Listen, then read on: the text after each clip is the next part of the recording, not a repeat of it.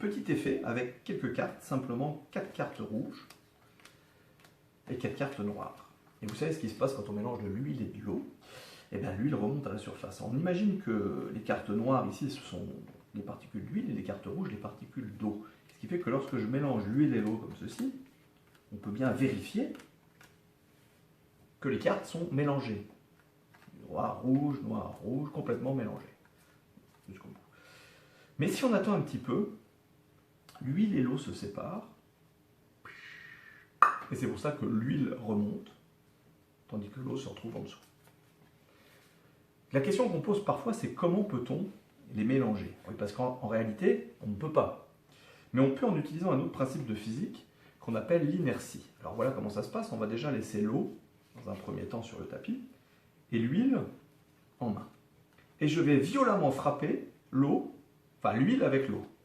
Donc que de l'huile ici, hein. Regardez bien. On frappe comme ceci. Et ça fonctionne. L'huile et l'eau se mélangent. Là où c'est curieux, c'est, on va faire une petite expérience cette fois, on va laisser l'eau de côté. D'accord? Donc ici c'est l'eau, simplement, et là c'est l'huile.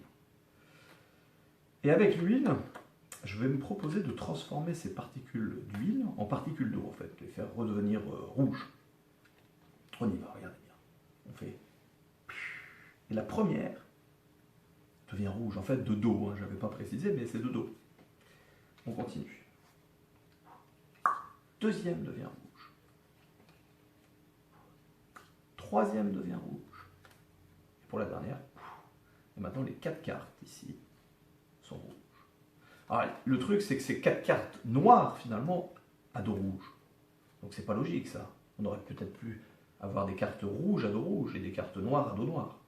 Pas de problème, on fait pich. Et à ce moment-là, ce sont les rouges qui reviennent ici. Et si les rouges reviennent, ben, ça veut dire que là, les noirs à dos noir, eh ben, elles sont noires. Ce qui fait qu'à la fin, on a vraiment les rouges à dos rouge et les noirs à dos noir.